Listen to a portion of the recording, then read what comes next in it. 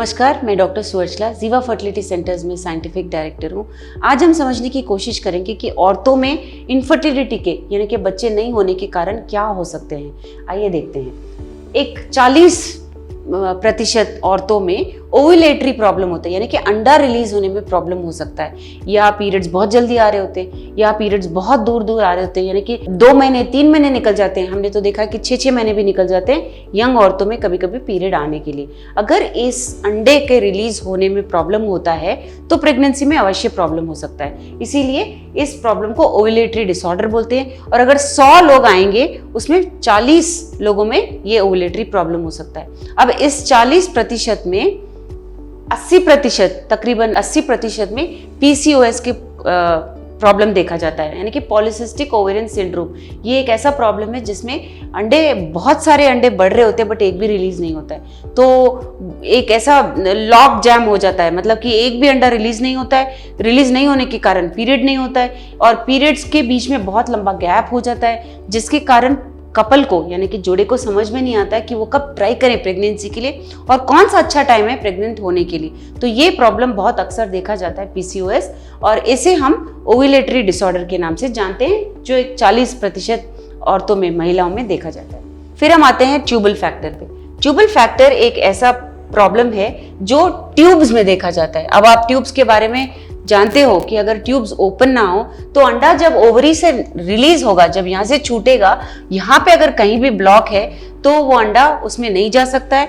और ट्यूब का ये सबसे महत्वपूर्ण रोल ये है कि वहाँ पे ही फर्टिलाइजेशन हो रहा है। एग और स्पर्म वहाँ पे मिलते हैं और वहाँ पे अगर वो फर्टिलाइज नहीं होगा तो बच्चा वहाँ से ट्रैवल करके, मतलब वो जो oocyte है वो यहाँ पे आके बच्चेदानी में नहीं चिपक सकता। तो ट्यूब का बहुत महत्वपूर्ण रोल है।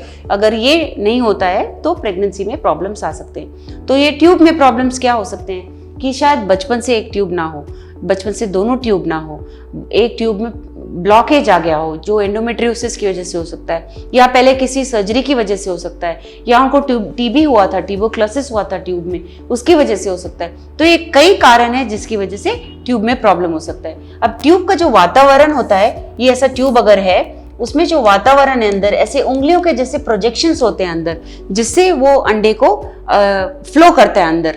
तो ऐसा नहीं है कि अंडा तो बहुत छोटा सा पार्ट है, तो जैसे ही अंडा अंदर आता है ये उंगलियों के प्रोजेक्शंस उसको हिलाते हैं, वो जहाँ पे भी रहता है स्पर्म्स वहाँ पे आते हैं और वहाँ पे फर्टिलाइजेशन होता है। तो आप समझ सकते हो कि ट्यूब का कितना महत्वपूर्ण रोल है यहाँ पे। नेक्स्ट हमारा आता है यूट्राइन फैक्टर, यानी कि बच्चादानी के फैक्टर।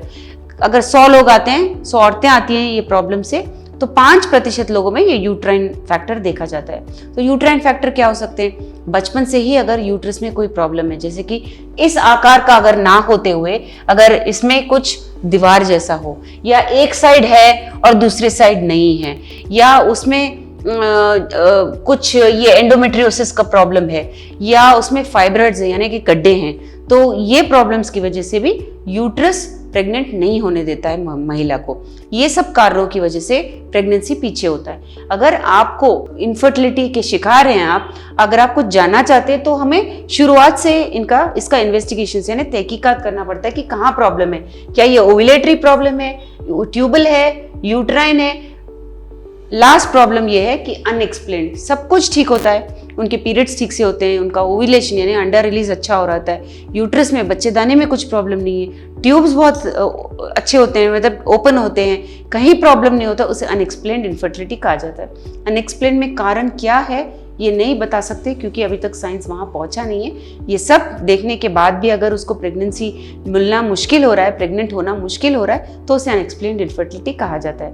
अगर आपको इसके बारे में और जानकारी चाहिए, आप इसके बारे में जानना चाहते हैं, आपको भी 1 ईयर से ट्राई करने के बावजूद प्रेगनेंसी नहीं आ रहा है, आप 35 से कम उम्र के हो या आप 35 से ज़्यादा हो और आपने 6 महीने तक ट्राई किया है तो प्रेगनेंसी आने के लक्षण नहीं दिख रहे हैं, तो आप स्क्रीन पे जो नंबर्स दिख रहे हैं उसको फ़ोन कीजिए, तुरंत फ़ोन पे बात करिए, अपॉइंटमेंट लेके ज़रूर आइए। Thank you.